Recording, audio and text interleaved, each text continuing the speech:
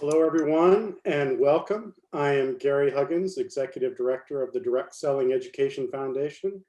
Very glad to have you for the continuation of the DSEF Insight series, which is part of the ongoing DSA Engage series.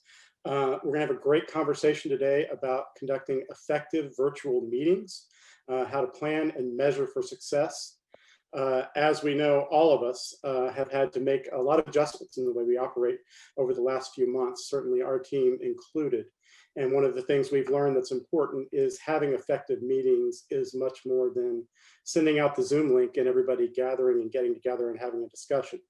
So we're going to have an interactive webinar where we're going to learn how to take your virtual meetings to the next level by setting measurable goals for those meetings, but also analyzing the results effectively once you've gotten through the meeting.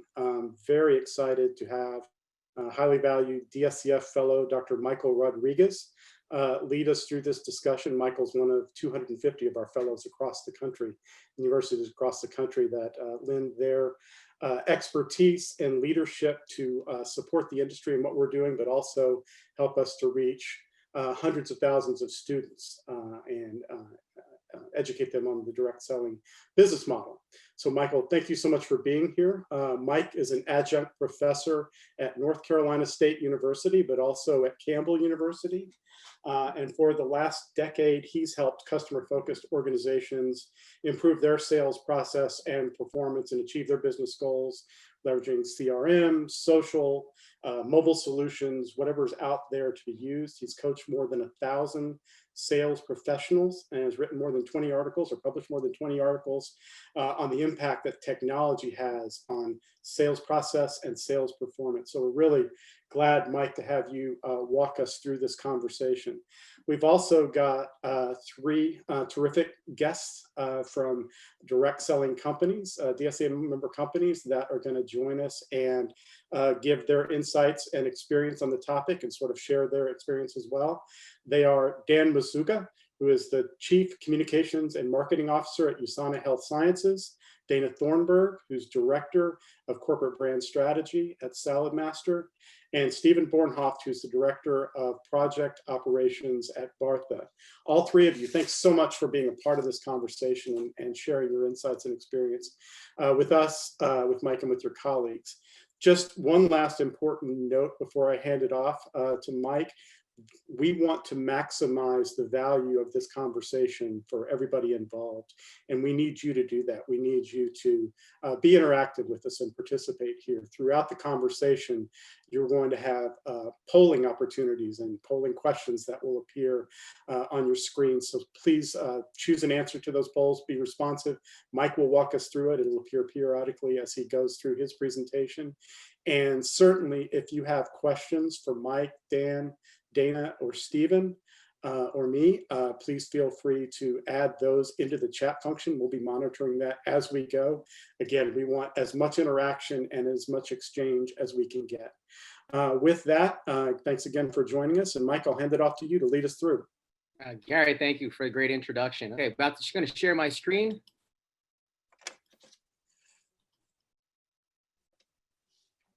All right, let me know when you can see that. All right, good. So thank you, everyone. So, and again, Gary, thank you for the introduction, and Direct Selling Education Foundation, thank you so much for this platform to share, to collaborate, and just discuss best ideas. So again, just kind of talking about the, let me just go through here. So our participants, Dan, and Steven, thank you so much for all your time. We shared a lot of information in the last few days, and I'm just looking forward to learning more. So we've had some engaging conversations, both online and obviously in email. So I'm very excited about this opportunity to share. So the current situation. So if we look at what obviously COVID has brought our world in new norms. It's pretty much upside down in how we collaborate, how we engage with internally and externally. But a lot of that conversation has been about Zoom, WebEx, Google Hangouts, Facebook Live. So a lot of those things are about in the now, but how do we present, how do we conduct our meetings in the current situations? But today's virtual selling professionals need to understand what tools enable them to prepare for those meetings and have a more effective virtual meeting, and then also analyze has that meeting been effective? What was the outcomes? And just look at it from a different lens. So if we look at all the discussions, right, the virtual meeting tools we're all familiar with, Zoom, which we're on right now, WebEx, Google Hangouts, Skype, the list goes on and on and on. But if we look at tools from a pre-meeting perspective and from a post-analysis perspective, not a lot of conversation going on there, right? And this actually evolved from a conversation that I had with my team, is that, yeah, we're having a lot of meetings and there's a lot of people on, and we don't know half the people that are on these Zoom calls or on these Google Hangouts. And I asked the question, well, how did you prepare for these meetings? Get a lot. Well, how do you know if the meeting was really good? I see that you have 15, 20 meetings a week, you know, how many of those were really effective? And I get a lot of kind of, you know, shrugging shoulders and like, we're not really sure. So we look at this, we want to talk about, you know, set the stage of how do we look at meetings, how do we prepare for them better, and how do we analyze post results? But first, you know, obviously this is kind of from my own experience, and I wanted to see, okay, are others experience the same kind of pain and maybe frustration and some of the circumstances that we see in our meetings, right? Are they effective? Are there too many of them, right? Are we just busy and not productive? So we set up these questions, 4 questions in terms of number of meetings, had they increased, stayed the same, decreased. In the meetings, how many stakeholders, how many participants are in it? Have they increased, stayed the same, or decreased? And also time spent prepping for the meeting. Has it increased, stayed the same, decreased? And the last question, the post meetings. How much time are we spent analyzing and discussing feedback, right? Has it increased? Has it stayed the same and decreased? And so thank you for those who filled out the questionnaire.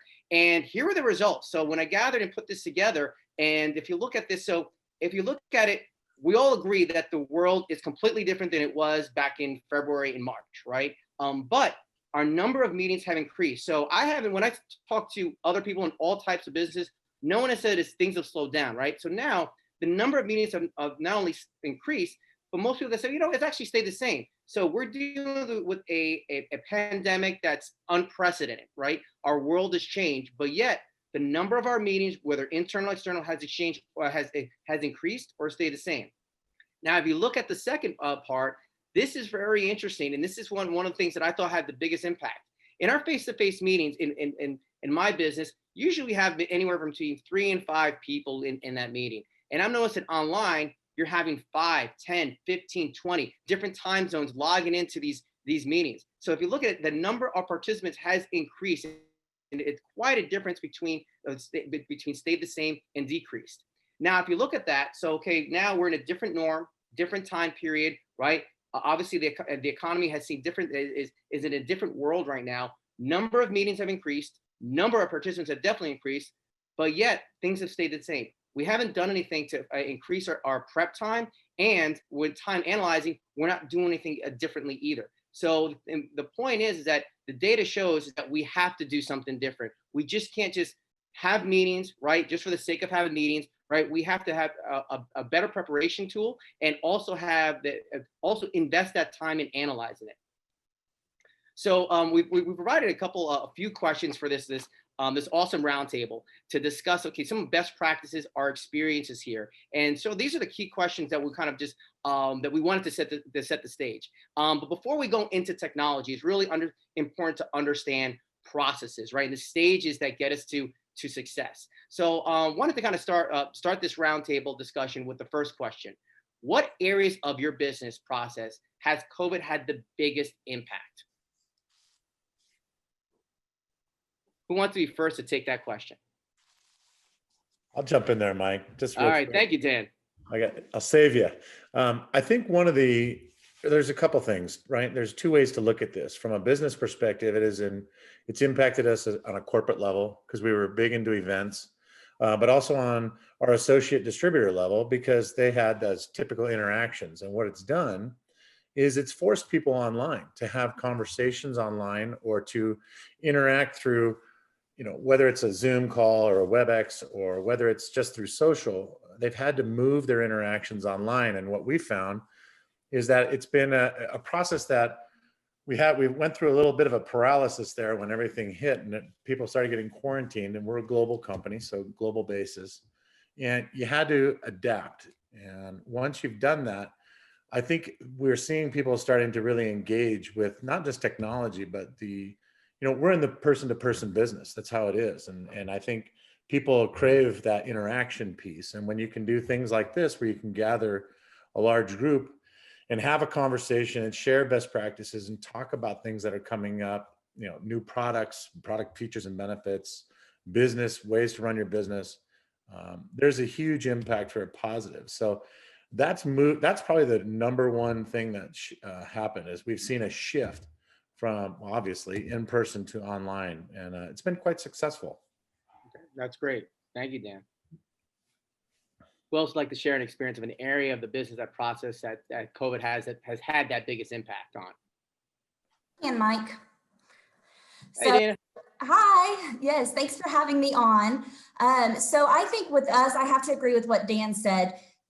With the direct sales industry, we are all about that face-to-face connection. And so with Saladmaster, we really had to figure out, how do we make it virtual, right? What we sell, we have to use all 5 of our senses. So from a field perspective, they lost that ability to share all 5 of their senses. And they had to really think about, what do we do to make sure that our customers are getting that experience that we've always provided for them.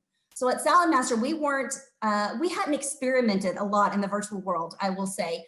We had that on our radar for some of our 3-5-year goals, but we hadn't quite jumped in the water. So with COVID, it forced us to jump into the water. And I will say, like Dan, we were very paralyzed at first. We were kind of scrounging to figure out, how many meetings do we have? How do we make sure that our sales field is still motivated and is still out there wanting to work? And so we really had to look at, from an internal perspective, we had to figure out, what is our focus? How are we as a corporate team going to even support the field? And let alone, how are we going to support the employees at the office?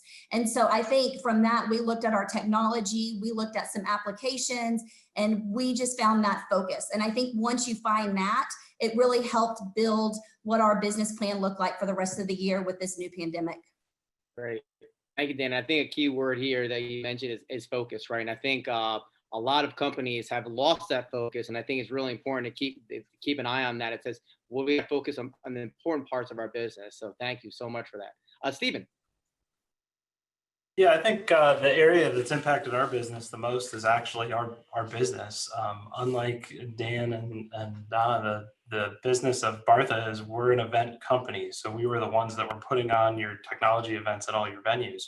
So we've dramatically pivoted. So the stuff that we used to use to execute jobs and to make revenue and check boxes in our customers has totally shifted. So we are now onto an event platform. We're all trying to bring people and panelists in via Zoom and other applications. So, obviously our internal communication has changed because we're all more remote than we used to be. So we're all using Zoom. But we were pretty well acclimated to that prior to COVID. But because of COVID and after COVID, our business model has changed. So that's probably the biggest impact that we've had in our area. That's great. And we're going to spend a lot of time, Steven, thank you for sharing that, on some of the technologies and the experience that you've had.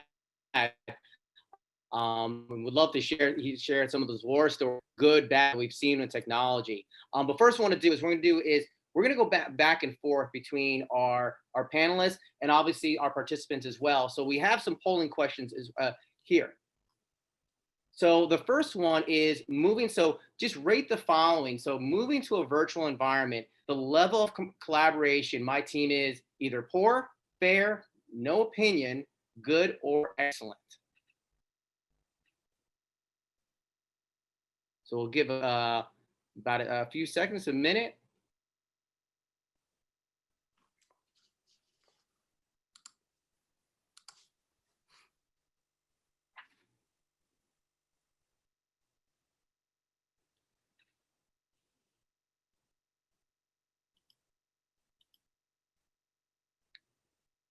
Okay. All right, can we share those results? All right, that's really good. Okay, fantastic. So moving to a virtual environment. So wow, almost no one ever accused me of being good at math here. So over 80%, there you go. So over 80% of you said either good or excellent. And obviously there's some of us have actually had some poor or fair experience when we move into a virtual environment. So thank you so much for sharing that. That's great. So we've got some good, so that's good that the participants have had a really good experience or excellent experience when it comes to collaboration. So let's start with you, Steven. So what technologies are you mentioned Zoom? What technologies are you currently using for collaboration? And what are some things that you would pass on as maybe some best practices there? So collaboration, all the business or the processes leading up to a meeting, whether it be an internal or an external, a function like Google Docs or Microsoft Office 365 online is huge.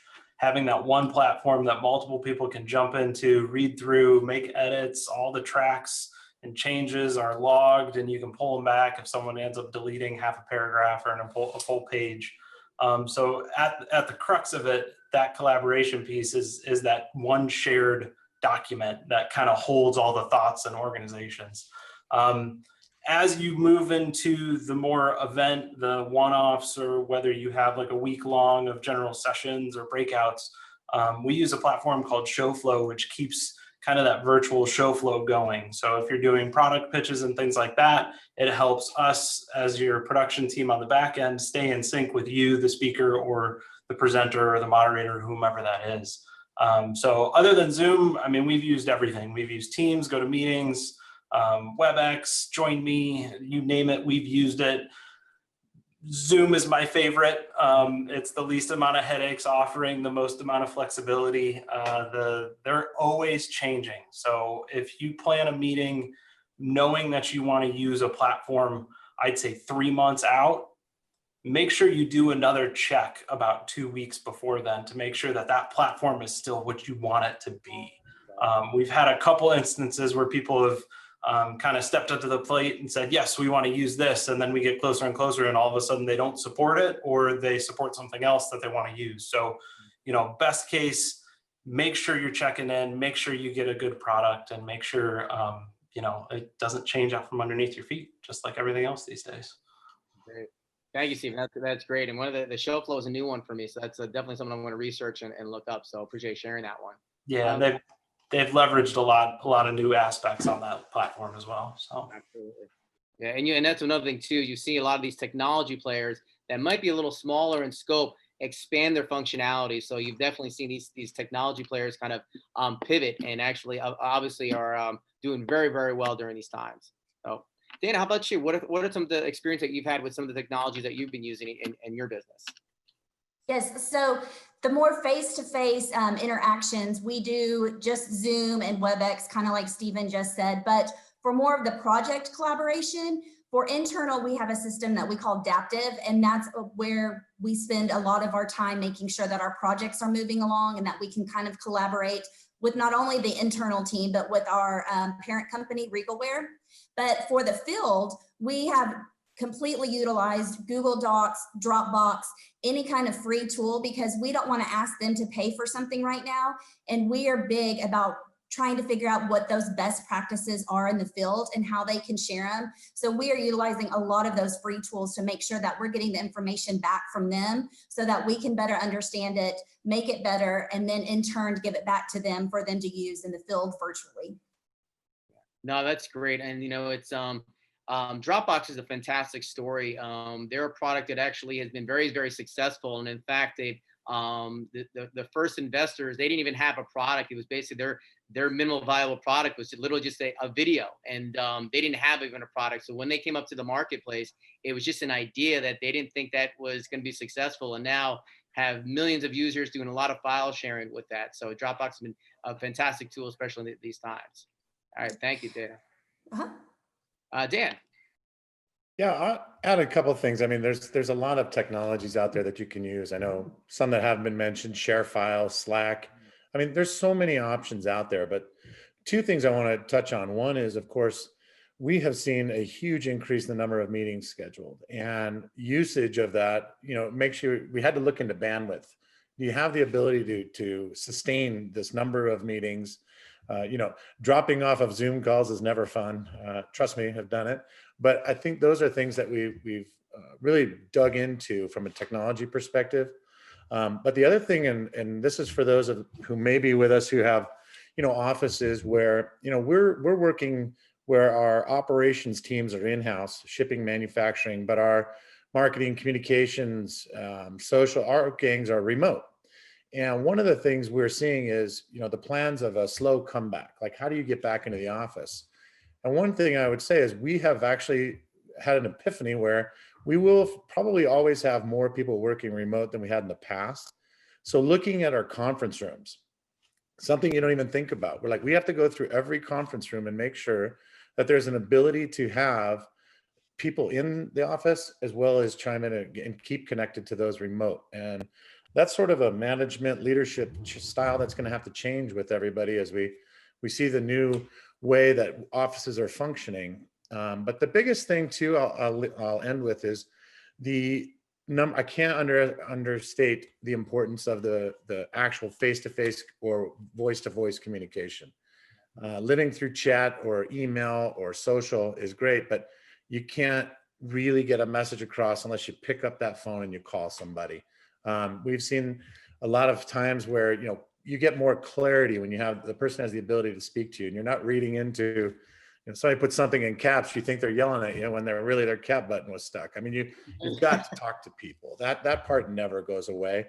So I think totally relying on the tech and what have you can be a kind of a rough point. You got to remember, face-to-face or voice-to-voice communication still remains important. Yeah. No, it's funny. I actually had a colleague of mine ask me if I was mad at him. I said, why would you say that? It's like, well, you wrote everything in caps and bold. Why are you yelling at me? And I'm like, oh, I just think my caps button was, so I don't know. Just the way I write. So yes, it's very important to keep that human part of the collaboration. And so even though we're separated by a screen, it's really important to see that emotion, that human behavior, and that we stay as make it as face-to-face as we possibly can. So thank you so much for that, Dan. All right, so before we go a little bit more deeper into technology, want to ask the next polling question. My technology, so again, from very ineffective to very effective, this question is talking about technology, engaging with your distributor or colleague during a meeting. So my technology enables me to engage with my distributor colleague during a meeting, very ineffective or very effective.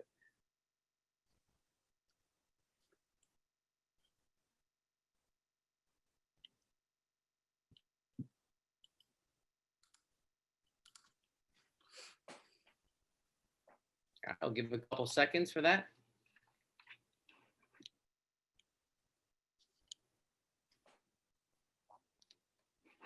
Okay, want to post the results?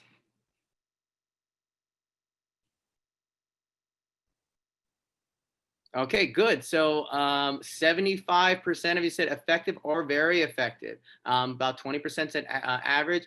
A few of you said very ineffective. So so it's really interesting. So again, there's so much technology out there. I remember, years back, due to unfortunate tragedies is 9/11, we actually pivoted, towards moving towards a virtual workplace. And I got to tell you, my company at that time, we spent hundreds of thousands of dollars on virtual technology, but there was no Zoom or WebEx or GoToMeetings. And so it's really good to see that the technology, the platforms that are out there are enabling us to be effective or even more effective with our distributors or our colleagues.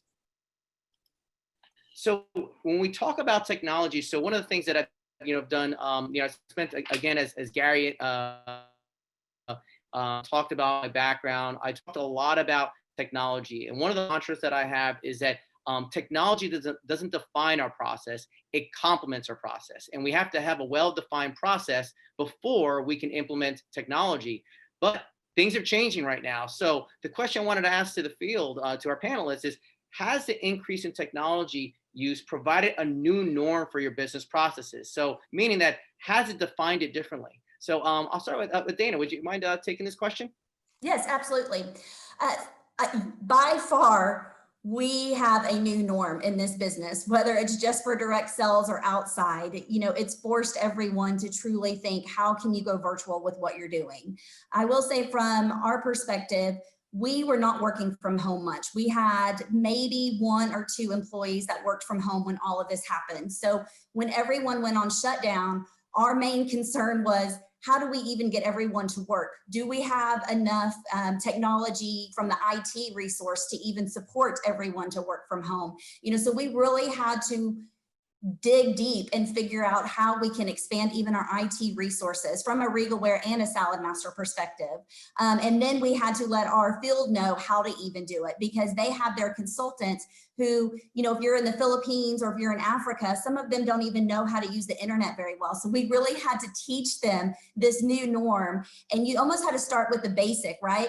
You think to almost a kindergartner, you know, what is that 1, 2, 3 step by step? We're a little bit more advanced than the US, but when you're a global company, you have to figure out, what do you do to truly make sure that your field and your corporate office globally is being supported by this? So I will say we've had an increase in technology, you know, in trying to figure out how do we support everyone. And again, back to that focus too. There are truly so many technologies out there that you can use, but if you start to use too many, it's going to get lost in translation. So we had to focus in on what those technologies were that we were using. No, that's great. I know within our company, you know, we do a lot of sharing. And so we actually started to overuse technology, where I actually told my management, I said, I have the same forecasting and I have to share it over 4 different platforms, right? That is called administrative burden. So we have to be careful that even though technology is supposed to help us, right, it should never be a burden. So thank you, Dana. Dan, how about yourself? As far as, has the increased technology use provided a new norm for your business process? Has it changed your process? So it's an interesting question. One, I don't know that there is a new norm yet. I don't think we're there yet. We're still working our way through things as things change. Well, 2 things are happening. One is we're identifying internal processes that we maybe need to change, right? Some of them were put in place because we were all in one building, or we were all working together, and we weren't using the same technologies to communicate or hold events or do whatever. So those things are changing. So I don't know that we've figured it out yet. We are adapting to things as they change. So I don't know that there ever is a norm.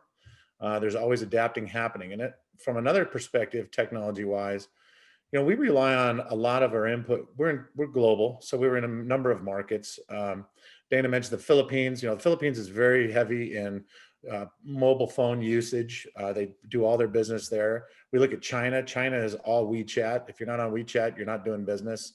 You know, it's different where we are in each country. And what we've done is we've really taken a look at what we have from a technology perspective and what we've done, and we've adapted to what we need to.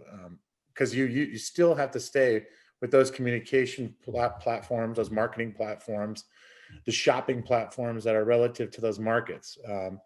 It's different than a lot of other companies. I mean, we're global, that's different, but we rely on the input from those markets. And then the other thing is, you know, from a business process perspective, it's really looking for how now do you leverage that type of technology to adapt to the internal processes. That's how I look at it. So we're just shifting a little bit, but again, without a norm, I can't tell you that there's a definitive way to handle it, but I think that you have to be flexible and be willing to change. Otherwise, you're going to find yourself a little behind, because as technology advances, it's only going to change even more. No, I couldn't agree more. And again, one thing you really, a lot of things you hit on, but the key thing is flexibility, especially now, right? How do we use technology to complement our process, and we have to adapt to it, right? And not stay, you know, in certain ways or certain processes. So thank you for that. Steven, how about yourself? So internally, to focus on would be the fact that we were kind of making the switch to more technology, adapting more features of Zoom, like having the chat open on everybody's screens, being readily accessible. And COVID kind of increased that dramatically very quickly. So kind of pushed all the ones that were holding on to, no, I don't even open up Zoom, you got to email me to get a hold of me, to now Zoom's the only way I can get a hold of you. And we pivoted a lot quicker than I thought we would. We have a wide range of age groups in our organization. So some of them jumped right in with open arms, and it was great to see. But to touch on this, we personally, me and my team, I went from having maybe once a month check-ins with everybody to now it's once a day, quick ones, once a week, a little bit longer ones. So I would say the biggest thing that's changed our processes is meeting cadence. And to Dan's point, it's being flexible with that. making sure you're not meeting too often, making sure you're not meeting too long than what's needed, but just enough to stay engaged and to keep people on track and on topics. So I think it's a great point. It's funny because we use the word cadence quite a bit. Actually, I don't think that word, the cadence, existed until now, right? I mean, it's just they said we need to get on a cadence, and that cadence can last 5 minutes, 10 minutes. It doesn't have to be a 45-minute hour, a meeting, right? Discussion. You just say, hey, we're checking in, and I think that's and I think we have to be flexible with that. As far as it's okay to come in. Hey, let me check on you 4 or 5 minutes. Set up a Zoom, a Google Hangout, just to kind of see how you're doing, and then obviously set the objective and get our conversation on the way. So okay, the next question. My technology enables me to prepare for a call prior to meeting with a distributor or colleague. So here now we're going towards a different conversation. Again, what we've done here is talk about a lot is in the now, the current meetings. But now I want to talk about do we have the technology that allows us to prepare for that meeting, right? Very ineffective to very effective. And then we'll go on with our panelists to share what their experiences of technology and preparing for their meetings.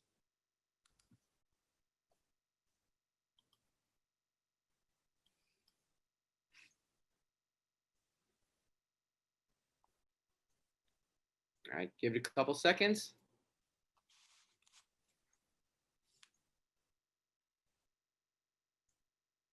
All right, if we can share that feedback.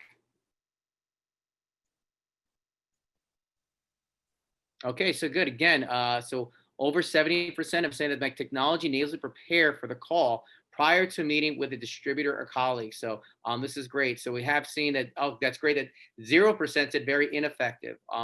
While between 17 on average and 9% on ineffective. So majority has said that's either above effective. So this is great news for everyone, meaning that there's technologies that are enabling us to prepare for that.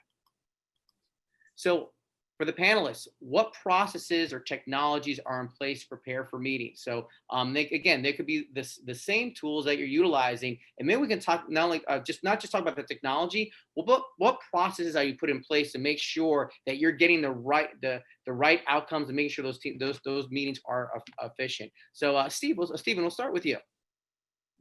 So the technology piece and platforms, because that seems to be the key word these days, I think it's important to not only focus on what we have to collaborate on prior to the meeting, but also trying to figure out when to hold the meeting.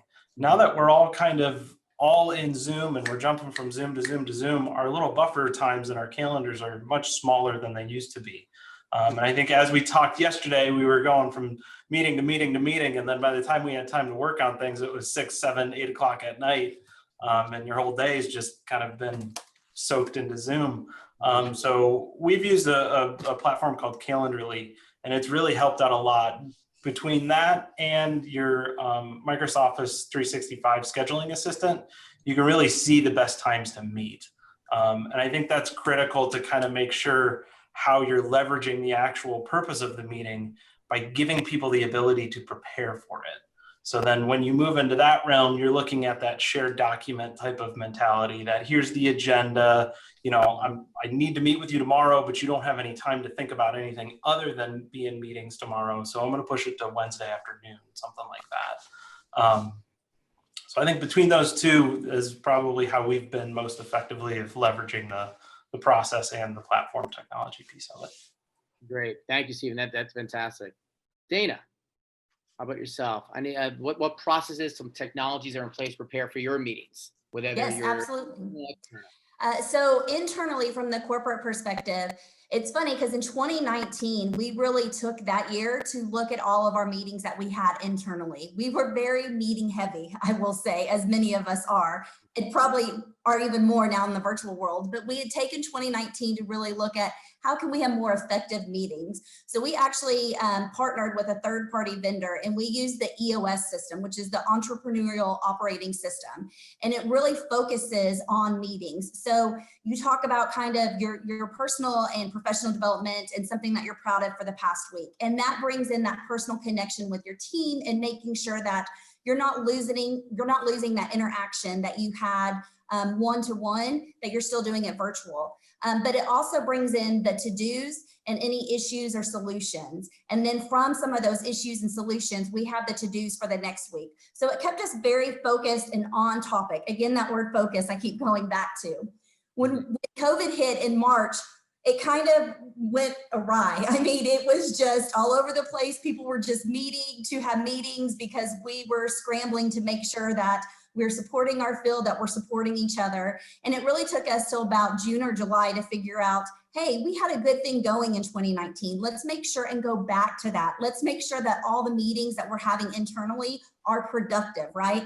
Because we all sit in those meetings and then you leave and you say, wait, what was the point of that meeting, right?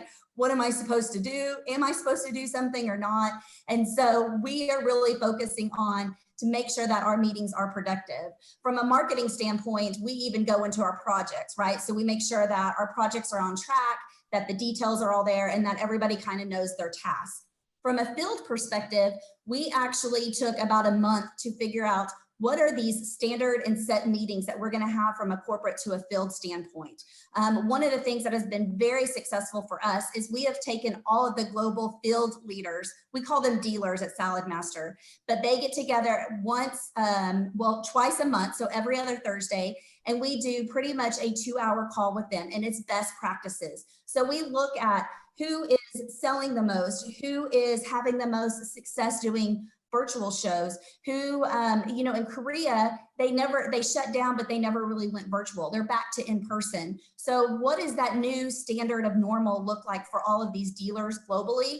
Because again, what may work in the US might not work in the Philippines or Korea or Africa, but we can share those best practices. And that really has been very beneficial for all of us, because we can now see too, maybe where those gaps are that corporate didn't provide for them in the past that we can now do for them in the future.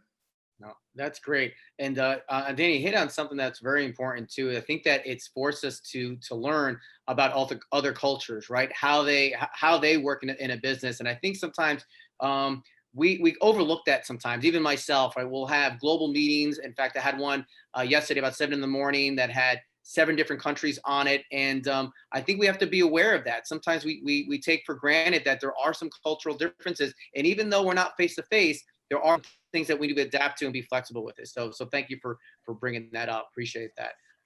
Dan, how about yourself? What are some processes, technologies that help you and your colleagues prepare better for your meetings? So, not much has changed for us. Years ago, we started working with Tony Geary, who Dana may know. He's out there in Texas, but he talked about effective meetings, and that still applies to this day. A lot of those things that Dan talked about, it's just about being mindful of the agenda. What are you trying to talk about? The timing and those things. We use the same tools to prep that we always have, really. Emails, document sharing. We assign tasks.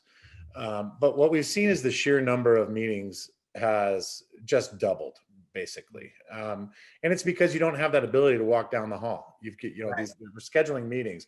And I think that's a thing that people have to be cognizant of from a corporate perspective, is you don't have that interaction, which will drive meeting content. So if there are ways to address things and change processes internally to address those things, you have to watch as those conversations happen. Is there an opportunity to change something that would stop it from happening in the future? And sometimes that's not easy to do because it's a process you've just always done. The other thing I'll add in, unique from a distributor perspective, is when we look at, let's not call them meetings, let's call them events. They call them meetings and events, is put yourself in the distributor's shoes. Take a moment to just pause and think about what they're going through. They are more probably interrupted in their business than we are, because they've shifted online. They've got to understand the interaction points. They've got to set these things up, things they've not done in the past, where they would normally just meet with someone and have a conversation. They're now having to make sure they have their what they're going to talk about. They have the tech set up. They've got the internet bandwidth to keep the call alive. There's all kinds of things that if you take that moment and think about what they're going through, it's different, but it gives you an opportunity to kind of provide them materials to adapt. I know we've increased things like social shareables. We're doing more of those, more templates that they can use, more flexibility in their meetings. We we like when they're doing a meeting on Zoom is that they can bring in some video content, maybe of an executive who's been a part of wants to send a message. Because that's another thing that we're seeing that I'm sure everyone's seeing is we can't get everywhere. We used to attend these meetings in person and now you can't, but inserting a video message, very easy, saves companies a fortune in travel and lodging, but you still get to be there and you can personalize that message for them. So I think it's looking at ways to mix formats, bringing in live, of course it's live, but bringing in some tape messages, bringing in some video support, make it more interactive and entertaining. So we're trying to share those things with our distributor base so that they can implement that into the way that they're holding their meetings. Right. That's and Dan, this is great. Thanks for bringing that up. I think that even though it's been the most challenging environment, we've seen some creativity and innovation that's happened. And so it's one of those things where the only thing that frustrates me is like, why did I think about that, right? So it's kind of like you see some really cool and great ideas, and that's what got makes our world great, right? Is that when you're pushed to the edge, it forces us to be more innovative and more creative in this marketplace, and that's what we're seeing today. So that's great examples. All right, next polling question. Again, going off the current meeting, right? We looked at the preparation for meetings. We saw some really good outcomes there. Now what's most importantly to measure is my technology enables me to analyze the outcome of the meetings, right? So think about that. So if we think about it, we've heavily prepped for it. We've utilized tools such as maybe Google Docs, or in my world, we use Quip. We actually create what's a Quip. Quip is kind of what I call Google Docs on steroids. It's actually owned by Salesforce.com. It's a great little tool. And basically what we've done is sometimes we get too much with Quip. Actually, there's a term in my company, we call it Quip sand, because sometimes there's way too many Quip documents, but it enables us to actually prepare, keeps us honest. We'll have it on another screen and kind of type out and make sure we keep it honest with that objective of the meeting. But now that meeting is over, how do we know that it's efficient and effective? So this next part of the panelists is we want to ask the question, what if my technology enables me to analyze the outcome of the meetings from very ineffective to very effective?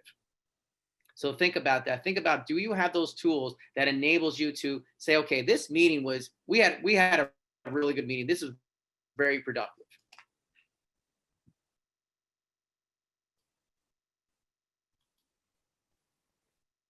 All right, we'll give it a couple of seconds.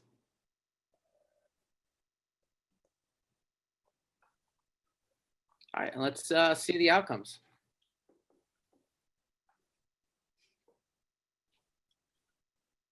Okay, wow. So this is it's just very interesting and what I expected from the results, right? So again, we see a lot of greatness happening in preparing for our meetings. We see obviously even more greatness when it comes to that in the now in the meeting. But then it's okay, was that a good meeting or not, right? So that's basically, how do we measure that? So what we see here is 29% said ineffective, 33% said average, effective was the same at 33%, and only 5% said very effective. So let's have an open discussion about this. How do we make that? How do we measure outcomes? How do we make it improvements? And I'll kind of share a little bit of what my team does, as well as how do we do a better job in this. And I think this, for all of us, is that we have more meetings, we have less time, and more people to talk to, right, in that time frame. So how do we make sure that our meetings are effective? So our last question for our panelists, how are you assessing outcomes of meetings? Dan, we'll start with you. You give me the hard one, because for me, and I'll tell you why I struggle with this one. Not much has changed, right, in terms of that and assessing the outcome, because if there's a clear agenda and purpose to the meeting and people understand that and they're active participants, then that's successful, right? But it's more about what the attendees and the organizers are going through. One of the things that we found quite effective, that I will say from a technology perspective, is much like you've done with this meeting, is opening up the chat, right? Provide the questions, have the interaction. If there's interaction and questions, you're engaging. The only other thing we really track are, what are the action items? What are the expectations that come out of it? You never end a meeting without an action item. Mm-hmm. Otherwise, what the heck are you doing meeting, right? There's got to be purpose. And if that action item happens, then you've been successful. Now I will shift that again to a distributor associate perspective. We have seen moving these online that where the engagement occurs is in the chat. And having that happening as it goes along allows people to participate in the discussion at a time and a level that they've not been able to do before. If you think about, Steve's thrown huge events. You put 10,000 people in an arena, there's no way they can ask a question. I mean, you don't raise your hand. But if you're on a Zoom call, you can type in a chat, you can invite that invite that feedback, you get real-time feedback. To me, that is a huge benefit of where technology comes into play on this. The other one, of course, is then tracking the attendees and their behavior after an event or a meeting. Can we see the sales? We can go back to the sales reports and track IDs by who's registered. I think that's an important thing when people do attend, is that you ask them to register in some way, shape, or form, whether it's however you do it, email, whether it's an ID, whatever it is, so that you can track that group. One of the things that we do is we'll hold a huge event. Just had 70,000 people on an online event in China. We can track those IDs now as a group and say, okay, what we did this, what results are we seeing from that group versus the others, versus a sample group? So you do have that ability, whereas before, again, it was more complex. With 70,000, you could never put them in an arena. Right. I mean, it's almost impossible to have a meeting. So you have that benefit, but now we can also track that behavior on a larger scale. It's much like, polling. You get the larger body, you're going to see what's really happening. So to me, that's where the differentiation occurs. It is a hard one because I think you're just leveraging data that you probably had before, but you didn't know you need to track. Right. I think no, this is great, Dan, and I love the chat feature, right? So I have some people on my team, extremely talented, very bright, but very shy, right? So face to face, they won't say a word, but you put a Zoom chat in their face, and all of a sudden they're just talking away, and I'm like, why don't you say these ideas in meetings? Like, nah, I don't like to talk, right? I'm like, all right, well, I guess I'll put. So it's like next time when we get to, I guess, a new norm, whenever the normal is, right? You have to put a computer in front of that person, and then they'll be able to share their feedback. So I think the chat, it's great. It enables people to open up, especially for those that might be a little bit apprehensive about talking in meetings. So that's a great point. Yeah, it's the no inhibition button. Right, right, exactly. I mean, yeah, keyboard warriors, right? Yeah. Steve, how about yourself? How are you assessing the outcomes and the success of your meetings? So similar to what Dan touched on with the actual crux of the internal meetings, it's that first 5 minutes and the last 5 minutes that's going to round out the success of that meeting. Do you have a well-executed agenda? Does everybody understand why they're in that meeting? And then at the end, that action item, that takeaway, is that there or not? And that's pretty clear. And now that Zoom is there and you can't turn your back from a Zoom call and not see everybody's emotions when we finally say, all right, this meeting's over. It's pretty clear whether that's a successful meeting or not, or if everybody jumps off at the same time with a bad look on their face. From an event perspective, how we assess the outcomes of the meetings is a little bit different, because now we have way more insights. And to Dan's point, we get 69,000 responses from a poll of an audience of 70,000. So there's a lot more data to comb through, because people are more willing to share that data online rather than raise my hand, who else is raising their hand type of situation thing. So, I think it's important to take the time to assess the outcomes of the meetings.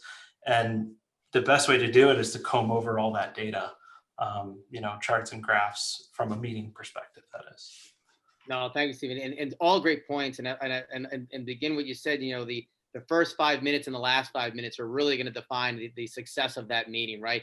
And again, it should be common practice with all of our meetings. A lot of times we just so rush to get to that meeting and make sure we're doing it. We forget to set an agenda, and we forget to set an objective, and making sure that there is, and to go with what you said, Dan, an action item, right? Making sure we're achieving, okay, who's committed to what? Am I following through on my commitments? And are my other stakeholders in that meeting having that are committed to something as well? All right, And Dana, what about yourself? How are you assessing some of the outcomes and success of your meetings? Yes, so internally, as I mentioned before, we use a system called EOS. And in that, you actually have to rate the meeting at the end of a meeting. It sounds silly, but it really does get to the point. So you have to rate it on a 1 to 10 scale, with 10 being the best meeting and 1 being, well, there's several room for improvement, right? And with that, it allows you to say, okay, if people are giving it 5s or 6, why is that? Is it because we didn't get to the root of some of the causes and some of those deep discussions that we needed in that meeting? Or is it because it was just a very quick meeting and it didn't have that meat? Is it because not everybody did their to-dos, right? When you don't do your to-dos, the projects or some of your goals get off track. And so that rating is really kind of how we assess some of our internal meetings. On the flip side, to the field, I have to agree with what Dan and Steven said, you know, that analytics and having that data. What we can do virtually is so great. You know, these meetings that I said that we host from a global perspective, we pull that information after every meeting and we see how many of our field leaders were on the call, who wasn't on that call. And then we can say, you know, are they very active? Are they meeting their sales targets? You know, and if it's not, it could be because they're not engaged with our company. So what can we do to make sure that we're re-engaging some of these people, that we're making them still love our company and love the opportunity that direct sales has to offer? And so I think it's just that. And we also tie in a lot of our stuff to our CRM platform.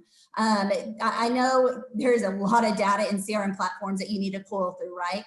But when you have some of these virtual events, you can go back and track and see, you know, how many people attended, what, you know, as Dan said earlier, you can track it to sales numbers and, you know, in our instance, how many classes are they hosting a week, you know, and everything like that. So again, it goes back to that participation level. And I think just that data is so great to have virtually now than we've ever had before. No, that's great. And one of the things I think that's going to evolve out of this, and if it's always been important, is the impact of analytics, right? How do we use data, right? And so, you know, one of the things we want to do is basically, how do we use that data? And then obviously, I think visualization of that data is going to be something that we going to be talking about and evolving, where how do we use dashboards? How many people are participating in the event? How many stayed on the event? How many people answered the poll? You're going to see a lot of different metrics and KPIs, key performance index, where we are actually indicators. We're looking at different ways of how to measure success, where we're going to just open up a dashboard and say, okay, here are events that worked, and here's events that we need to work on. And I do like that. What you talked about, Dan, is that rating of a meeting right after a meeting. You know, that's very quick, right? That's almost guaranteed 100% participation, right? Because you see 5 stars in front of you. It's very easy to put, oh, let me rate this. You know, it's like rating that app, right? It's like, you know, here's why I'm going to rate it real quickly. It's a 3, it's a 4, it's a 5 star. So that's something I'm definitely going to borrow from my own processes. So thank you for sharing that. It was awesome. All right. So we've got a few minutes left. I just want to combine. What we'll do is I'll just end with some best practices here, some ending notes, and we'll take some questions. If Gary, if there's any questions that came through on the chat. Well, first, Dan, Steven, and Dana, thank you so much. This has been this has been great, and so really appreciate sharing all your experience. This has been extremely valuable. I know for our participants, especially for myself as well. So learned quite a bit. So, and that was the whole point of this, is to create a platform. And thank you for Direct Selling Education for doing that as well. Just some kind of final notes, and then we'll answer some questions. Again, some best practices in conducting our meeting. Detailed preparation, right? For those important, for any type of meetings, right? Whether it's just 5 minutes of setting the agenda. Efficient facilitation, meaning that we know what everyone's role is in that meeting. Sometimes we have a meeting, we have, you know, too many chiefs, right? And too many cooks in the kitchen, and you're like, who's leading this meeting, right? So we have to make sure that everyone knows, you know, what their role is in the meeting. Stakeholder engagement, right? And we've talked about this, right? Polling questions, chats, making sure we have others engaged, and then obviously a reference that hopefully that'll resonate is from the movie Glengarry Glen Ross. It says always be closing. I think this has evolved in 2020 to always be connecting, right? Meaning that we have some type of action item, like as you said, Dan, is that I'm committed to doing this after our meeting, and also whoever our stakeholders here, they're committing to us and making sure they're following up as well. This is also, I wish this is mine. I borrowed this from someone else. I'm not sure where I got it from, but keep it classy. Again, from any meeting, whether it's we're prepping for a meeting, having the meeting, or basically a debriefing in a meeting. Classy stands for camera, lights, audio, setup, stage, and you. Camera, basically have a good webcam. So I think we talked about this prior to our meetings, and that's something I will probably invest in the next week or so. Go to Amazon and invest in a better camera. Lights, making sure that the source should be in front of you or not off to the side. Even though we're very close to the Halloween, we don't want to look like we're telling haunted, spooky stories, right? So we want to make sure we have the right lighting in place. Audio, it's also best practice. Sometimes it's hard to do, but using earphones or mics or earbuds is also best for hearing and also audio. Setup. Making sure that we keep our camera eye level, right? Dual monitors. I know that I've kind of set up, I have a monitor, showing my presentation, but making sure that we're talking to the audience. Remember, we're trying to make this as face-to-face and less virtual as we possibly can. We want to make sure that we're in the now and that we're talking to them as human beings. Stage, express yourself in humanized virtual meetings, right? We kind of talked about this. When I had a WebEx or a GoToMeeting, I would be appalled. I would be going nuts if my kid would run across me. I'm surprised he hasn't come in the last hour. He's actually been pretty quiet, probably playing some game downstairs. But it's okay to express yourself, show your background, show some things that are interesting to you, interesting to the audience, and remember that all eyes are on you. It just one of the things that really is it could be bothersome, maybe a little bit, a pet peeve is, and I don't even have my phone on me. That's how that's how I put it away, right? But you're on a web and someone's on their phone or doing something like that. People can see you, right? I've told the story that I had a colleague mute himself and literally had a 20-minute conversation and pretty expressive. And you can see him. And I kept on chatting and talking to him, saying, "Please mute yourself." He goes, "I did." I said, "You muted your sound, not your video." So through that 20 minutes, it was a pretty embarrassing moment, but obviously a learning lesson for all of us. Just want to say thank you to everyone, and want to answer any questions. Another thing I want to show is that's kind of some themes that kind of came out of this last hour, and what I usually I'll call it the 3 F's. One that I heard was focus, right? We've got to be focused in our strategy. The second F is flexibility, right? We have to learn to adapt and kind of move with the times. And the third F is what I've seen is in this meeting and every meeting, friendly, right? I think that we are in, again, unprecedented times. The tensions are high. We're all stressed out. And what I've heard from my colleagues, and I even asked a question, I said, "What have you seen was differently?" And one of my colleagues goes, "I actually laugh more."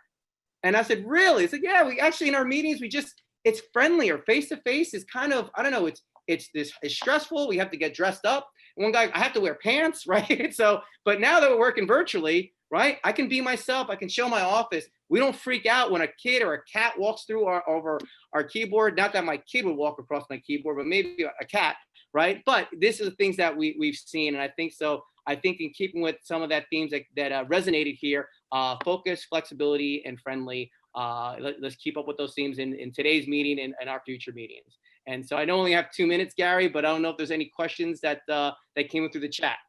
Well, thank you, Mike and Dana and Dan and Steven. That was terrific. Great job by all, and we appreciate your insights, Mike, just not only from your academic leader perspective, but also from your corporate perspective and experience in this discussion. Interestingly, the chat function was very quiet. No keyboard warriors. I like that term, as you put it. And my thought is perhaps that they're helping us model effective meetings by ending on time. Maybe that's what's behind the lack of added questions. They knew you had a lot of great content for the discussion. One thing I would ask from my own perspective, in looking at the polling, it was really interesting in our discussions, and I think intuitively coming into this you would expect, is the least amount of confidence was in the after the fact assessment of how effective were we. And that showed up in the polling. And certainly I would add my voice and our team to that as well. And I like the rating system that Dana talked about. What are those 1 or 2 first things that you would advise folks to do to really start to get on top of that? And were there technology tools assist that I maybe missed when you talked about that?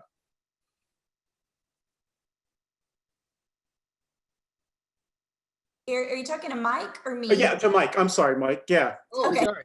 Yeah. So I think one of the things that we'll see is, there's a couple tools that they're going to be utilized out there. I think that the ability to use meetings use a tool such as like for instance, just a quick scorecard as well. So let me see if I show it right here. So one of the things that I've done is, I think the star rating is fantastic. I think that's easier than what I put together. One of the best, actually a best practice, but also technology in place is that what we're trying to do is make sure we space our meetings out, right? So like this morning, we had back-to-back meetings. I had 4 meetings back-to-back, which gave me no time to debrief. So one of the things we were trying to do as a best practice, I know it's hard to do, is set 10, 15 minutes in between meetings as a best practice, but also provide like a star rating or a scorecard. So this is a scorecard that I created in Quip, and basically what, from strongly agree to strongly disagree, were we able to achieve the overall objectives of meetings? Were the attendees engaged and participated? And what were the next steps and commitments identified? And usually I have this Quip doc set. I create this document before, and you can set it on the Google Doc as well. What was the call objective? And then we basically rate those. As far as new technologies, what I think we've talked about is data, right? And analytics. And I think there's going to be a new technology platform. Haven't found that yet. That's going to able to create a platform, a dashboard, where we have 4 or 5 key charts to say, okay, we had this event. Here are their participants. Here is how engaged they were, right? We received this amount of chats. And so I'm still waiting for that technology to evolve and see. And I've been researching it because the data is out there, right? There are a lot of visualization technologies such as SAS and Tableau, very expensive and a very heavy lift, right? There's got to be an easier tool that's as a software as a service that is web-based, that enables just take our data, create a report, take that report, import it into a visualization, and boom, you open up your laptop after an event and you see the impact of those meetings. So man, maybe I can build it myself and and creative and business model. Fantastic. Well, thank you all again. This is terrific. And I think on this topic, there's certainly more to come. I think in the conversations that we've had among us in preparing for this webinar, that we sort of see the relevance of a conversation like this that is more directly related to the field, the associates, the distributors, the dealers that are out there, and how they use these technologies or how they benefit from these best practices. So Mike, perhaps we continue the conversation together, and Dan and Dana and Steven as well. Thank you again. This is fantastic. And we appreciate all who joined us for this DSEF Insights conversation. We encourage you to continue to support the foundation.